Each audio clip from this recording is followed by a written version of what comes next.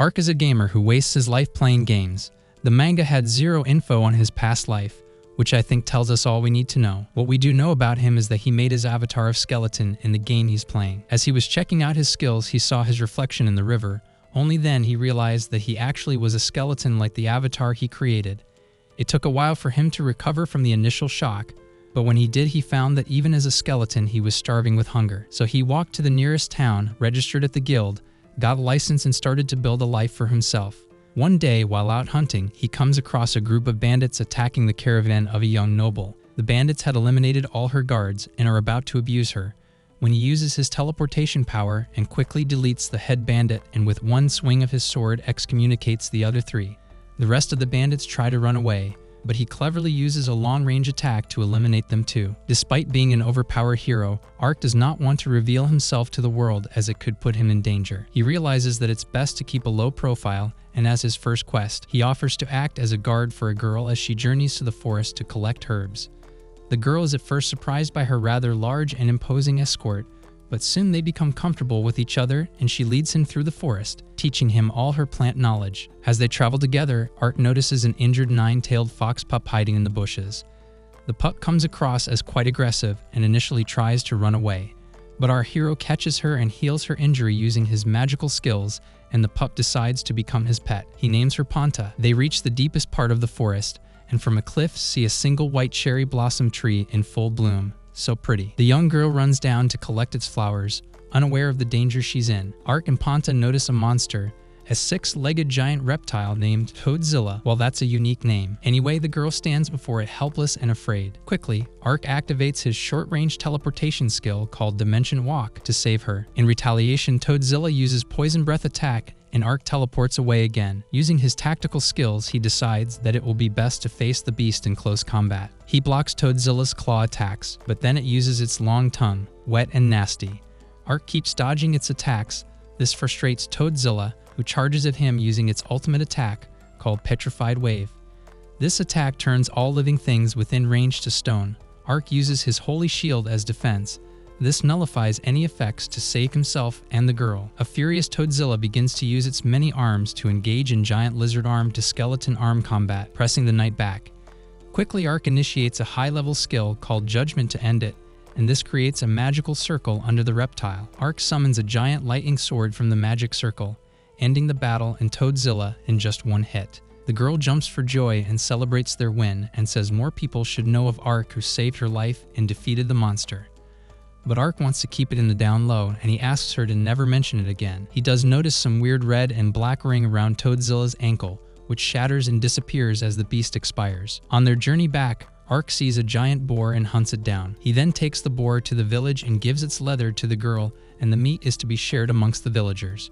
Just by doing that single act of kindness was enough for him to be declared a local hero, and as he leaves the village, the girl's little sister crowns him with a crown made of flowers. Ark returns to his room at the inn and looks at his flower crown and gets all warm and fuzzy as he realizes that there is more to life than keeping his identity a secret. He vows to work harder from now on to help all those who need him. Ark starts on a new quest of hunting baddies after his first life-changing quest and chases down a group of thieves and kidnappers to their hideout.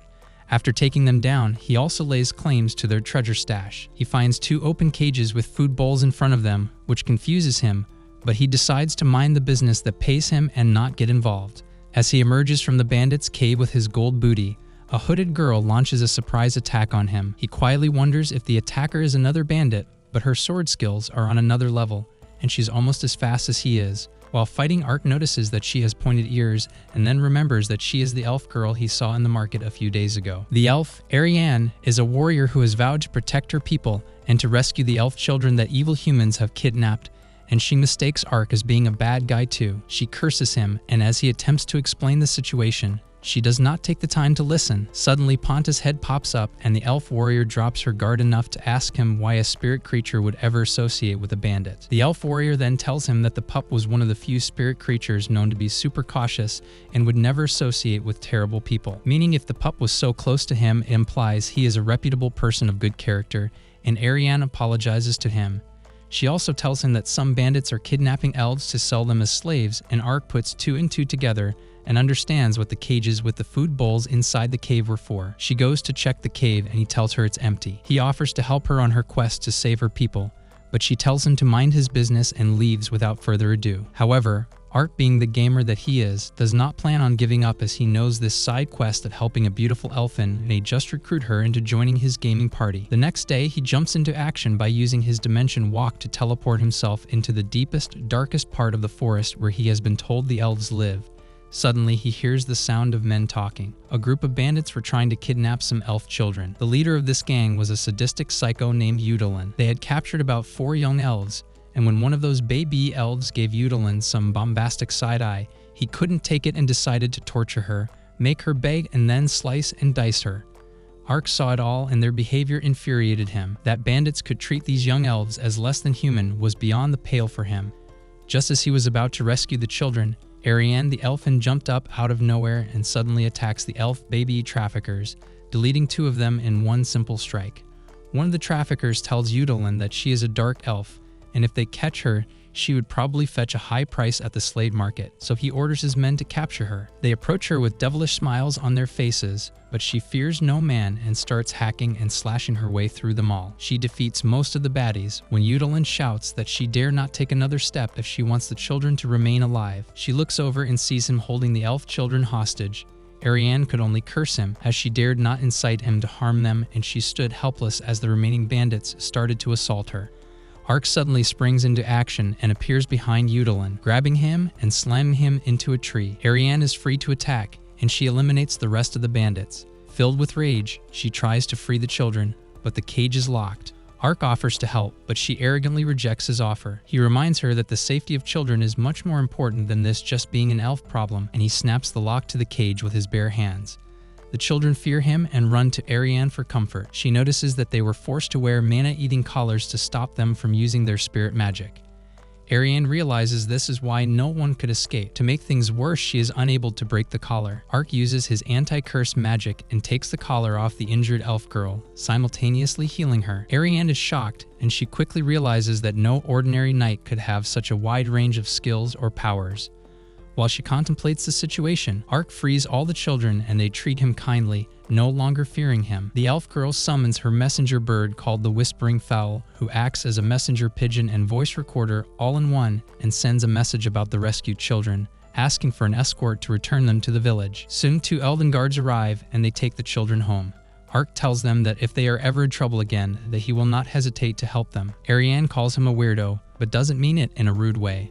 She says that he was the first respectable human she has met who did not discriminate against the elves, plus the fact that he could use so many types of magic, including the legendary teleportation magic, is very impressive. They both introduce themselves properly, and the elf thanks him for helping her and saving the children. Then a different voicemail bird arrives and Ark is stunned to hear it speak. The voicemail is from another elf who informs Ariane that he has found the location of other kidnapped children, and he asks her to join him in the city to help with the rescue mission. She decides to ask Ark if she could hire him as a soldier.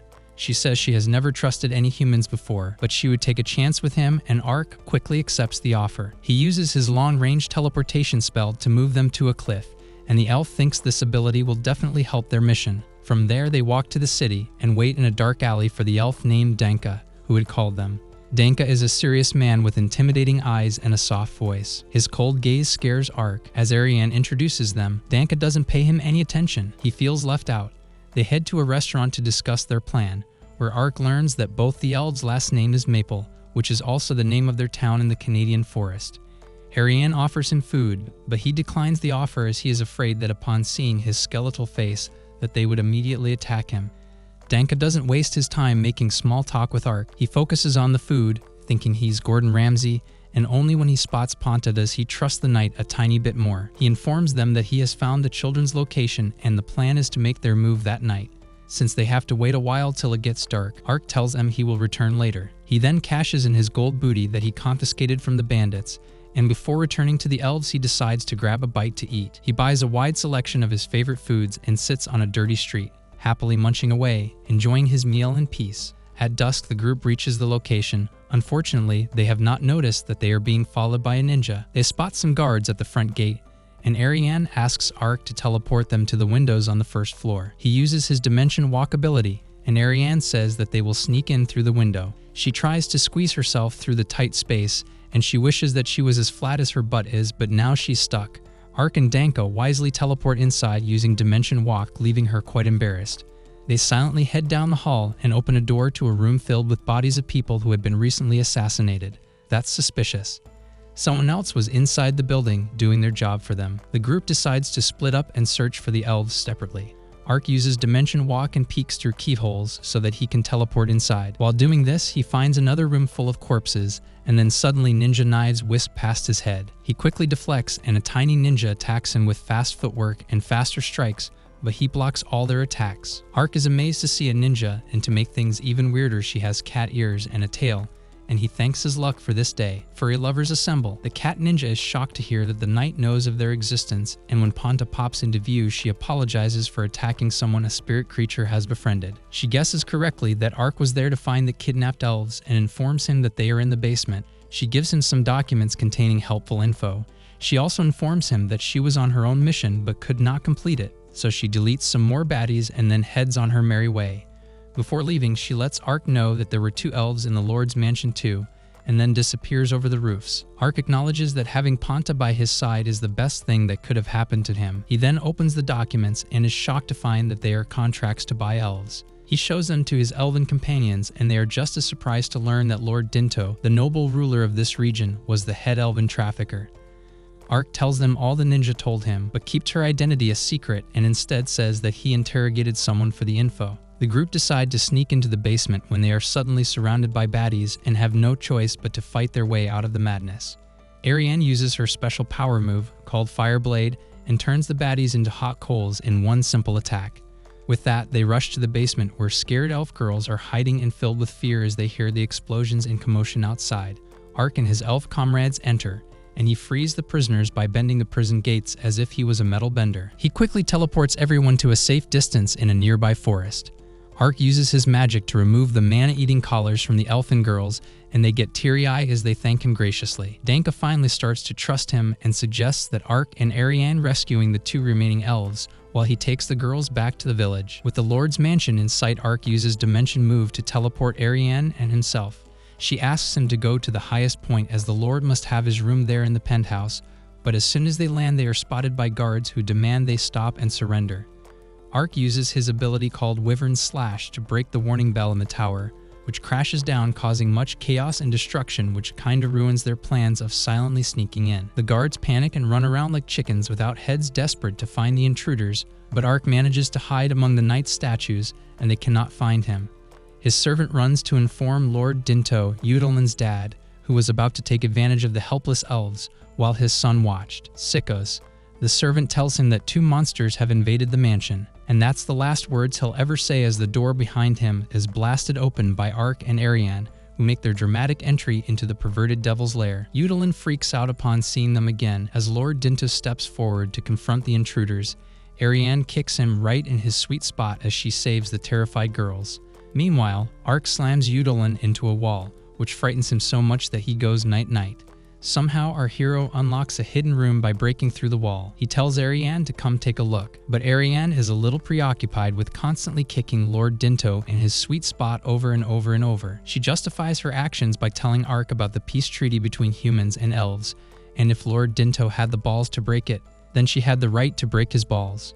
She even calls the 2 elf girls to join her in working through their trauma by using the physical action of exposure therapy. Exposing Lord Dinto to violence, you get imbaves. Some soldiers foolishly attempt to rescue their lord. Ark asks Ariane to keep them busy while he checks out the hidden room. She uses her flame sword technique, eliminates all the soldiers and tells the elf girls to flee to safety. She then goes to the hidden room to find Ark collecting as many gold bricks as he could carry.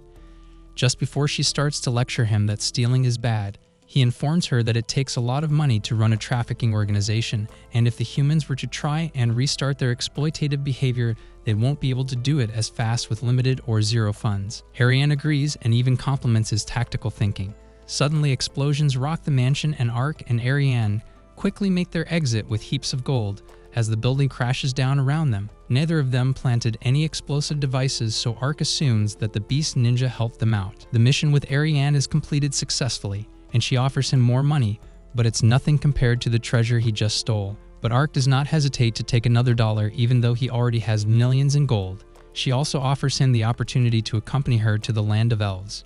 Many of their people still suffered greatly at the hands of evil men, and she could use his help and abilities to save them.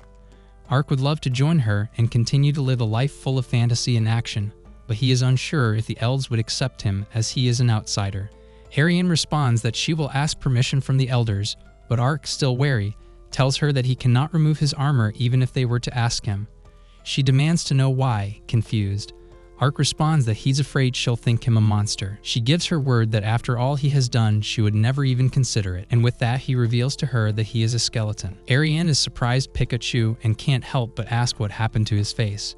Ark doesn't want to tell her that he is a kid from another world and is actually a neckbeard loser who games all day. So all he says is that he woke up like this just like Beyonce. He does tell her the backstory of his game character. Supposedly, he is a holy knight who got cursed and now has to travel the land to find a cure. Ariane is shocked, but she's sure that Ark isn't a zombie as his spirit would have corrupted, and he would not be capable of using healing or light magic. Also, Ponta wouldn't trust him as she does.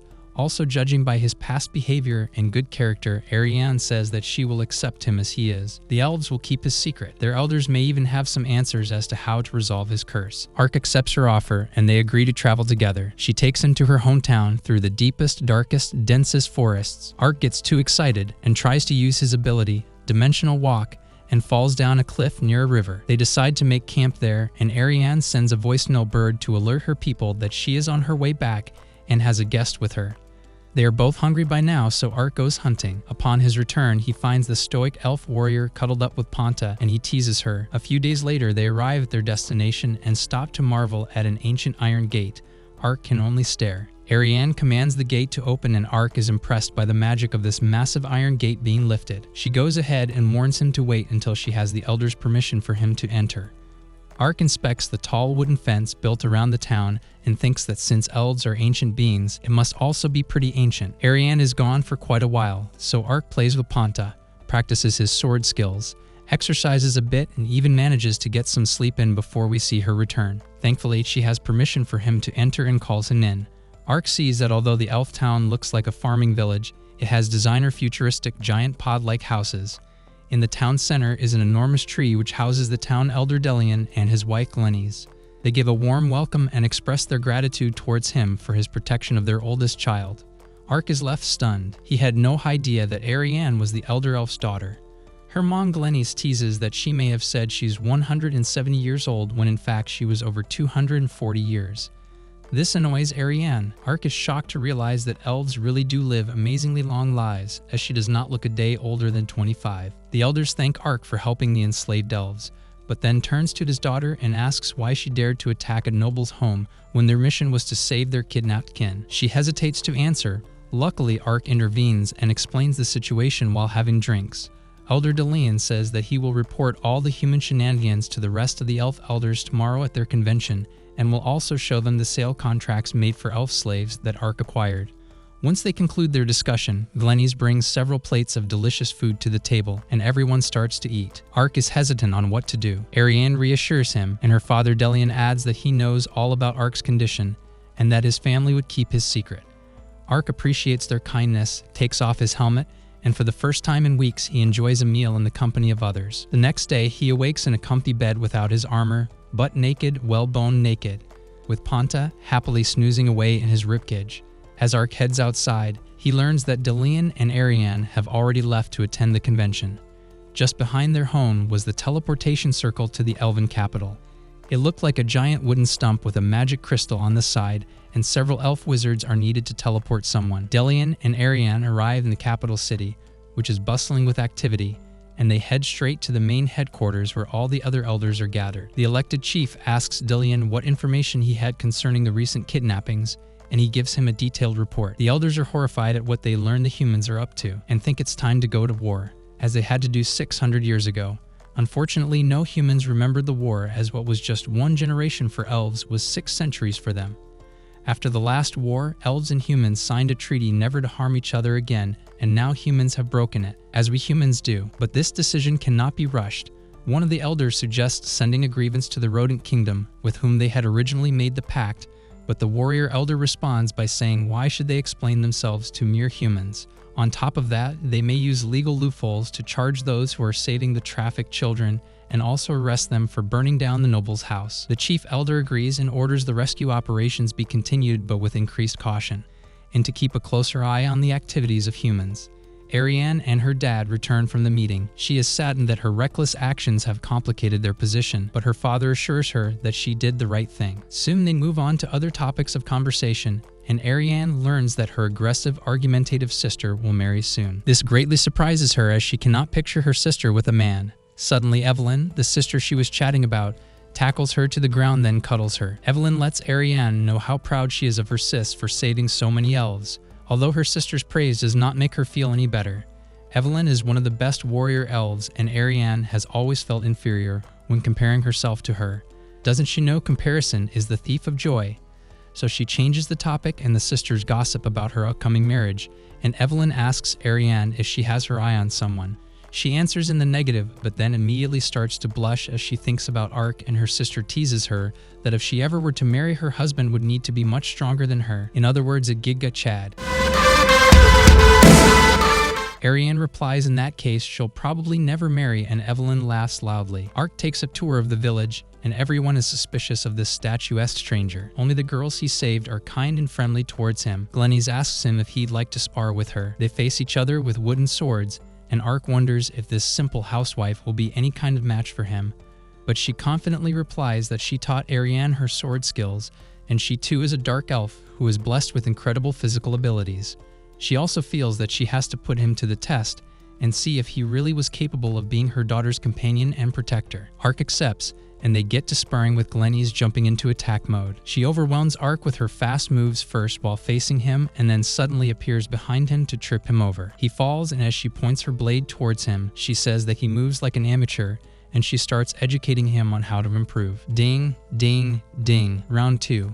And Ark's eyes light up at the opportunity to learn some actual combat skills from a true master. The happy, harmless-looking housewife bests him over and over again, but in the most humbling way, yet he still gets up and faces her bravely. After many failures, he thinks he may have found a way to surprise her using his ability, Dimension Walk, and even though he corners her, she quickly takes him down, making it look embarrassingly easy. And yet, while being so skilled and overpowered, she still thinks like a wife and mother and starts worrying about what to cook for dinner. What a great mom! So she leaves Ark lying in the dust, and he starts to realize that high stats are not everything in this world, and real battle experience is truly valuable. Once home, Ark learns that the elves have bathing facilities in their home, and he really wants to partake. He takes Ponta along, scrubs her up nicely, and then takes a lovely dip himself in the hot water for a bone-quaking experience. Since baths were quite rare and almost a luxury in this world, this was his first time having one, and it made him feel fantastic. While relaxing in the bath with Ponta, the exhausted Ariane returns home and heads straight into the bathroom without confirming if the coast is clear. But naked she enters and is petrified to see a skeleton in her bathtub, and does not stop to listen as Ark tries to explain and just blasts him away using her power move. Later at the dinner table, both are embarrassed at the unexpected nude experience, although Ark has nothing to fear as he has literally nothing to show. Poor bony boy. Dillion enters and starts telling Ark what the elders had decided. They wanted to hire him to assist and protect Ariane in her rescue efforts to help the remaining kidnapped elves. Also, as they could not afford to pay someone as rich as him, they decided to trade instead and offer some precious information that could help him break the skeleton curse. Dillion informs him that there is a specific hot spring near the Lord's Crown that was said to free all those afflicted by curses who bathed in it. Ark questions what and where the Lord's Crown was, and the elf tells a long tale of the many types of dragons in their world, and that the strongest dragons were called dragon lords. The Lord's Crown was a rare type of enormous tree that grew wherever a dragon lord made its home. Large varieties of spirits lived in and around it, giving its leaves and fruits miraculous healing abilities. But it was also a dangerous place, as anyone who disturbed or harmed the spirits would awaken the rage of the dragon lord. Ariane says that entering the Lord's Crown is too dangerous for humans, but elves can get permission from the spirits to enter it, and they can arrange the same for Ark. Dillion wonders if the information would qualify as payment, and Ark replies that it is more than sufficient. But later that night, as he lies in bed, he wonders if he was even cursed at all. The story he has been telling everyone was just random character information from his role-playing game. It makes him wonder if it was really true. He considers that if he truly is cursed, then he could purify himself using his own anti-curse spell, which was super effective against mid-rank curses too. He knew some pretty powerful spells too, but they damage undead beings, and he did not want to take any risks of permanently harming himself. Yet Ark does decide to try out an anti-curse spell on his hand, and surprisingly the spell works and his hand regrows its flesh. He is shocked and shouts joyfully, but the effect vanishes after a few seconds and his hand returns to bone. Ark keeps casting the spell all night long and having the same unfortunate result. Early the following day, he and Ariane set out for the capital of the Rodent Kingdom to track down the people whose names were written in the elf selling contracts. His thoughts keep returning to the night before and his confirmation that he truly was cursed, with a curse so powerful that it kept returning no matter how often he purified himself. Upon leaving the woods, Ark is attacked by giant dragonfly-looking monsters that live by a lake, and he runs away screaming. Ariane saves him and takes him to dinner where they discuss their mission. She informs him that they usually take a carriage around the forest to reach the capital, but they should cross through the forest to get there faster. A waitress who is eavesdropping warns them not to go through the forest as it is too dangerous due to a pack of monsters called haunted wolves. These wolves had appeared in the area quite recently, and they were attacking people left and right, but the soldiers had done nothing to stop the attacks. Ariane's mind wanders when she hears about the haunted wolves, but she tells the nosy waitress to mind your business, lady, and off they go through the forest. Ark asks her why learning about the haunted wolves has affected her. She tells him that in elven tradition the tail fur of haunted wolves was used in bridal veils, and it was considered the most auspicious gift one could give a bride-to-be. And of course her sister's wedding is nearing, so she really wants to gift it to her. The wolves also seem to be eavesdropping, and were all too eager to have their tails chopped off as they suddenly attack them from all sides. Ark slashes one but quickly realizes that the wolves are an illusion, and even though they attack him from all sides, it is impossible to tell if they are real. Illusion or not, their bites feel all too real. He is overwhelmed by their sheer number, and then he remembers that haunted wolves are intelligent creatures who always attack in packs. Their common maneuver to fight more aggressive or powerful enemies was to use illusionary clones guided by their ultra-intelligent alpha, who without fail would lead them to victory. While Ark is struggling, Ariane is in total control of the situation. A bunch of wolves attack her, and she expertly uses a fireball to shoot an illusion down, and as they jump on her to try and subdue her, she uses her Earth Spikes ability, impaling a real wolf along with several illusions. Ark is reminded that he has little to no battle experience despite having such high stats. Luckily for him, the wolves that keep biting him don't even make a dent in his armor, and as he cannot fight like Ariane, he decides to find the Alpha to end the battle quickly. As tactical-minded as ever Ark, the Alpha watches them from up high on a cliff. Ark uses Dimension Walk to sneak behind him, and he attacks the Alpha Wolf, who jumps up speedily to avoid his attack. Ark sees the same black and red ring around the Alpha's leg as the one he saw on Toadzilla. Something fishy is going on. He decides to test out a theory by standing completely still and allowing the Alpha to attack him from behind. As soon as the wolf does, Ark uses a fire attack through his cloak and quickly swings his sword to slash the ring on the wolf's leg. The Alpha returns to his senses as soon as the ring is destroyed. He howls and summons his pack and they rush away. Ariane climbs the cliff to see just what is happening and arrives in time to see the ring disappear. She is dumbfounded, but Ark seems to know what's going on. He tells her about Toadzilla, who had the same ring around its ankle. The monsters were coming to areas they did not belong in and attacking innocent people because of those rings.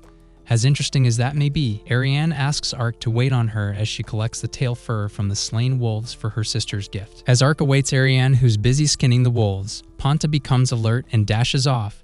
Ark quickly follows, shouting to Ariane to wait for them as he chases after the fox pup darting through the forest. A carriage passes through the road around the forest, and inside sits the princess of Rodent Kingdom, Uriana, who is on a diplomatic mission to meet the elf elders about the recent kidnappings. She seems to be under the impression that her older brother Deckers was involved in the kidnapping and enslavement of the elves, and that the Eastern Holy Empire was backing him in his villainous endeavors. On the other hand, her eldest brother Zekt was ambitious enough to commit any deed in order to assure his path to the throne, and he was being supported by the Western Empire. With the two brothers fighting for power and getting more relentless with each passing day, the princess rightfully worries about her safety and hopes for the best. She should have knocked on wood, cause the second those worried thoughts leave her mouth, her carriage is attacked by several bloodthirsty assassins. Inside the carriage, her maid does her best to try and protect the princess, But when it abruptly comes to a halt, they realize that all their guards have been deleted and that the assassins have them surrounded. One of the baddies opens the door, and the courageous maid tries to protect the princess by leaping at the attacker with a dagger in her hand, but he slashes her and in the blink of an eye ends her. Uriana panics and rushes to check on her loyal servant, and without wasting his chance, the attacker pokes her through the heart and it's game over for the princess. One of the soldiers escorting her was a part of the plot to excommunicate her, and he tells the other assassins to rob the corpses and make it look as if highway bandits were behind the attack. As they laugh and contemplate the wealth this mission has earned them, Ponta springs onto the face of one of the soldiers, and he wonders what the furious, fuzzy, super cute creature is. He decides just to delete it, but an awfully intimidating and angry Ark appears behind him and grips the soldier's hand so tightly that the sound of his cracking bones can be heard throughout the forest. "Dan's son, you messed up." Ark throws the soldier as if he is a bag of rice and kneels beside the excommunicated girl. He assumes that she is the daughter of a wealthy family, judging by her dress and her escort. The assassins, for their part, also make an assumption. They assume that he must have seen them delete the princess and her guards. As they cannot leave any witnesses, they attack him with fire and stone-bending powers, but their attacks don't even leave a scratch. He wonders if he should resuscitate the girl who has already passed on by using his insane skills to revive her. Lazarus' ability activate. In a game, this would be seen as a good deed, and he would likely be rewarded for his helpful action. But he is unsure about raising a deleted person back to life. Back to the now, Ark only notices his attackers once they stop attacking him. He turns to see the assassins screaming and running for their lives now as haunted wolves decide to chow down. The alpha wolf is back for some revenge on the evil humans and to thank Ark for saving him from the mind control spell. Ark decides to join the wolves in eliminating these garbage humans. Some assassins do escape, but the rest are eliminated and the alpha wolf leaves with his pack soon after. Now that he was alone with just corpses for company, Ark decides to use his super high-level ability called regeneration. It works, and the excommunicated princess is brought back to life. Ark is glad that his skill works and that he didn't turn Uriana into a zombie. He has Ponta watch over the girl to protect her as he helps the rest of the deleted servants. He is able to regenerate the loyal maid and some of the soldiers with that same skill, but one of them is completely wrecked up to the point that the skill is useless for him. Ark tries his best to heal as many as he can. The bright light of his regeneration skill fills the grassy forest area. The princess opens her eyes and wonders if the man bathed in light standing above her is an angel sent by God. She quickly faints again. After a while, she wakes up again when the crying maid shakes her and explains that they all seem to be alive and unharmed. Unfortunately, some of the soldiers had passed on, but the rest were brought back to life again. The princess seems sure that they were not just injured, as the extremely blood-soaked and cut-up clothing is proof enough that she was the victim of a vicious life-ending attack, but an angel sent by God saved them. She assembles her remaining soldiers and glows in the forest light as she gives them a motivating speech on how someone had plotted on eliminating her, but by God's grace, a miracle had saved them. This was a signal of the divine that they are destined to be successful in their diplomatic mission. She encourages the soldiers with her motivating and inspirational words, noting that nothing can stop them now. Ark is watching all this unfold from behind some bushes, and he deduces that the noble girl is a princess. Walking back, he wonders if he made the wrong choice by reviving her, yet he is also assured that this will be a pivotal turning point. He catches up to Ariane and sees that she has completed her task and has collected more than enough of the precious fur for her sister's wedding veil. She asks what kept him occupied, but he says it was nothing of importance. They resume their journey and in a short time reach the capital city's market. Out of nowhere, a man crashes into Ark, and he turns to find that many men have surrounded a child. As they attempt to attack her, she pokes her fingers in one's eyes and taunts the rest to come on her all at once. Ark wants to help the small girl, but Ariane says for him to open his eyes as there is no need. She, of course, is right on the money as the young girl blasts the men high into the sky, turning their bodies into miniature windmills quick as can be. Impressive. Ark is astounded, but when girl catches his eye, it seems to scare him, and he wonders if she'll attack them. Silly Ark, so big and powerful as can be yet afraid of a little girl. No need to fear, she kindly greets them and comments that it's good to see him again. Ark realizes that she is the beast girl ninja he met while rescuing the elves earlier in Dinto. The ninja girl tells Ark that he did an amazing job saving those poor elves and that she had something of importance to discuss with him later. Ariane wonders who the girl is and how on earth she knew about their rescue mission. Ark comes clean and admits that she was the one who actually gave him all the info about the kidnapped elves' location in Dinto. She introduces herself as Chiom of the Jinxin clan and lets them know that she is one of the top ninjas in her hidden village. To continue their conversation further, the group rent a room. Formal introductions are made and Chiyoung gets straight to business asking Ark why he called her a ninja on the night they met. Ark of course knows what ninjas are, but revealing that would identify him as having isekai'd, so he keeps mum. Instead he says that in his home country, spies and assassins who dress like her are called ninjas. Chiyoung can't help but think that Ark must come from the same country as their great leader and founder who came to this kingdom 600 years ago and is now nothing short of a legend. Ark realizes that the founder of their ninja clan must have come from Japan and that he must have started his own clan after being isekai'd into this world. Ariane asks Chiyoung what she wants to talk to Ark about. The ninja girl's expression changes and she becomes sad as she says that she needs his help. Beastmen were now facing the same problem as elves. Humans were kidnapping, trafficking, and selling them as slaves. Chiyoung and other ninjas from her clan were on a mission to save them, and they were planning something big, but they needed extra power and extra hands. She desperately says that in return for their help, she will offer them all the information she has about the kidnapped elves as payment. Ark replies that he is already in a contract with the elves right now, and he needs their approval to take another job. This news saddens Chiyoung, then Ariane asks her if she was trained to save her people from a young age. If this was her life's duty, the ninja girl agrees, saying that this was her soul life's mission. Ariane sees the similarities in the two of them and gets a feeling of solidarity with her. She agrees to help as she knows what it's like being raised with the sole focus of saving your people. She asks Chiyoung to share the beast's men's plan with them, and she leads them to a secret spot in the forest. Ark questions her about their founder, wanting to know if he too was a beastman. Chiyoung responds that no, he was just a human from a different country named Hanzo. He used to be a spy for the Empire, but when he could no longer turn away from the injustices faced by the beast people, he vowed to help them. He took a few as students, trained them up in martial arts, and founded the Jinxin clan. Ark is shocked when he hears the full name of their leader, who just so happened to be the most famous ninja of all time, Hattori Hanzo. And now he knows for sure that he came from Japan, just as he did. For some reason this makes him insanely jealous. Someone from our Earth was here before him, and this man left not only a great legacy behind in the form of a ninja clan, but also became a legend in his own right. Chiyoung notices his weird behavior, but Ariane tells her that it's okay as Ark is prone to having fits of fantasy, and it's best to let him be. They arrive at another cliff which overlooks the largest slave market in the kingdom. It's a well-guarded fortress, and they have a simple plan to attack the baddies and free the kidnapped hostages. Chiyoung warns them that their plan may be a bit too simple, as this fortress was the center of the slave trade, so if they were to attack it, reinforcements would be there on the double. No matter what their plan of attack may be, they would need to be Speedy Gonzalez to succeed. Her idea is that Ark and Ariane attack it as fast and as flashy as possible, and then run for their lives. Anything else would be way too dangerous. Chiyoung says that this mission will mostly be a distraction, as they will not be able to rescue everyone, and Ark understands that there must be another angle to her plan. The ninja beast girl confirms his suspicions and informs them that other beastmen ninjas have already positioned themselves in the rest of the city, and the plan was for them to attack 4 other slave markets simultaneously. By making the initial attack big and flashy, all attention would be drawn to the main market, and the other prisoners in the other locations would have a better chance of escape. Ariane thinks that her plan is too reckless, but Chiyoung is determined and ready to sacrifice herself and others if it means they can save their people. She trusts that having Ark and Ariane by her side may just help her minimize the collateral damage, but Ark says that they will help them and fight with them to the bitter end. Ninja Girl is reluctant to let them risk their lives. Luckily, Ark explains to her that he can use teleportation magic.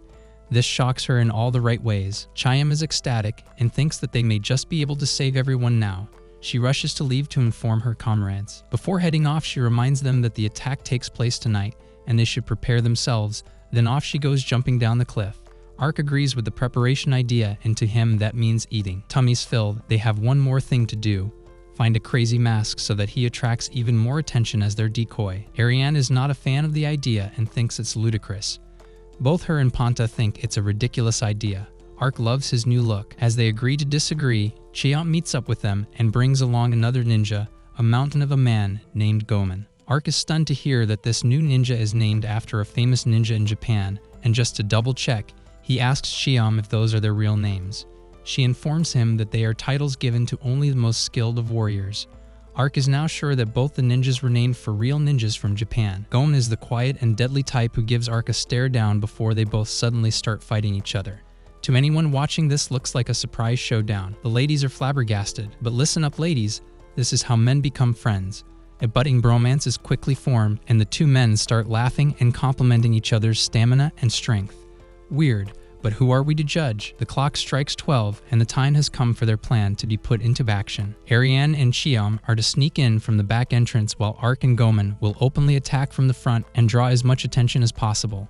The teams split, each eager to do their part. The muscular men approach the sleeping, who seem to recognize one of them as a beast man, but the strange masked creature utterly flabbergasted them. They shout stop, yet Ark and Gomen ignore them and attack in the flashiest way possible. Mr. Beast Ninja uses a form of Earth-style ninjutsu to create rock spikes on his shoulder, kind of like an earthbender, which he uses to bust open the door. Then, with Ark's assistance, they do a simultaneous attack to back up the many soldiers who came running out to face them.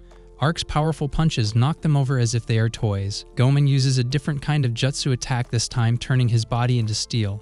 This breaks the weapons of the soldiers attacking him. Yeah boy. The soldiers are terrified of the monsters and recoil away in fear. This gives Ark the chance to show what he's made of. He uses one of his skills known as Rock Bullet, which is more like a rock boulder. This skill crushes the soldiers as if they were made of paper mache. To draw more attention to the front, he laughs maniacally, which terrorizes the already shell-shocked soldiers. With this ability, when he punches the ground, it cracks and rock spikes are formed. Ark is as competitive as ever and wants to outshine him, so he uses his magic to activate the ability Rock Fang, and giant rocks shaped like fangs spring out of the earth. Surprisingly, their earth magics combine, boosting each other, and the spikes sprout up like giant granite weeds, busting through everything and destroying everything above it. In the meantime, Ariane, Ponta, and Cheom are privy to the extravaganza that the guys are putting on, so rush to take advantage of the confusion caused by the destruction. They come upon a locked door, and the ninja girl quickly opens it using her lock-picking skills. They have officially snuck into the fortress. More soldiers rush the front gate. Unfortunately, a few of them spot Ponta, but before they can attack, Cheom uses water ninjutsu and transforms mere water into wild wolves that delete the soldiers in the blink of an eye. More soldiers hear the commotion and come running. Now Ariane jumps into the fight and burns them all up using her fire sword magic. Soon they find the basement where the chained-up beastmen are imprisoned. Cheom frees them, declaring that she is from the Jinxon clan and has come to save them all. Suddenly, the prisoners are filled with hope and energy. She releases them and asks the freshly freed beastmen to help her, as Ariane keeps the incoming soldiers at bay. Back at the front, both Ark and Gomen were buried under all the rubble they created. Luckily, their defense mechanisms kept them safe.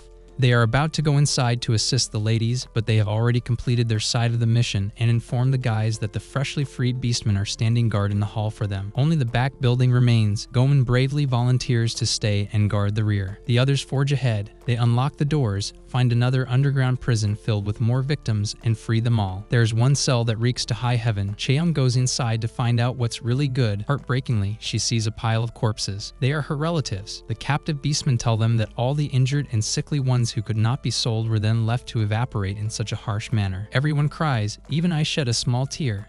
Our friend Ark is furious, but he thinks the best course of action is to get the survivors out of there as soon as possible, and when safe they'll have all the time to mourn the ones they lost. The survivors are gathered together, and Ark teleports them to safety using his ability known as Gate. With everyone safely evacuated, Cheom hears that the other missions were successful too. Yay for freedom! Ark returns to the fortress to finish what he started. He teleports himself right next to Gomen, who unbelievably is still standing despite having several injuries and massive damage.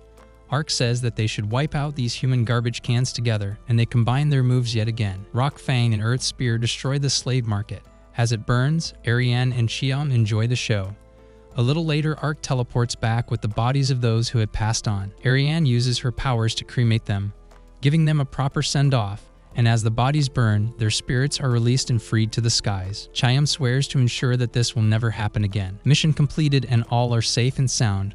Ark and Gomen rekindle their bromance by fighting, while the girls commit to freeing the rest of their people from oppression and subjugation.